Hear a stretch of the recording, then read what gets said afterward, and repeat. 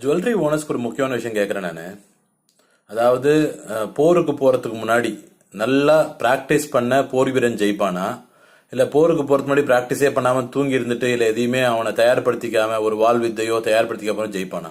என்ன சொல்வீங்க?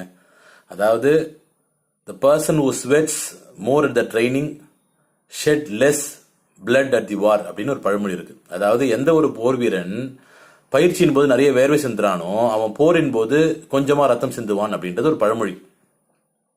அப்படி இருக்கும்போது உங்க சேல்ஸ்மேன் ஒரு ட்ரைனிங்கே கொடுக்காம எப்படிங்க தயாராவாங்க? அவங்க ஒரு கிட்ட ஒருத்தர் போய் மீட் பண்ண, ஒரு பெரிய ஷோரூம் மேனேஜர், அவர் கிட்டத்தட்ட 90 வருஷமா கடை நடத்திட்டு இருக்காரு, ஒரே ஒரு சில்லர் வச்சிருக்காரு. சார் ட்ரைனிங்லாம் தேவையில்ல சார், வேலைக்கு கொண்டு ஆள் கொடுங்க சார் என்ன கேட்டாரு. நான் கேட்டேன், 60 வருஷம் ஆன ஒரு கடை 51 ஷோரூம் திறந்துருக்காங்க, நீங்க ஒரே ஷோரூம்ல இருக்க, உங்களுக்கு வித்தியாசம் தெரியலையா? அதை கண்டுபிடிங்க சார், உங்க ஸ்டாஃபை ட்ரெயின் பண்ணுங்க. உங்க ஸ்டாஃப் ட்ரெயின் வேணா எங்களை கான்டாக்ட் பண்ணுங்க, ட்ரைனிங் கொடுக்குறோம். We are from Belkav. I am Sivakumar. Thank you.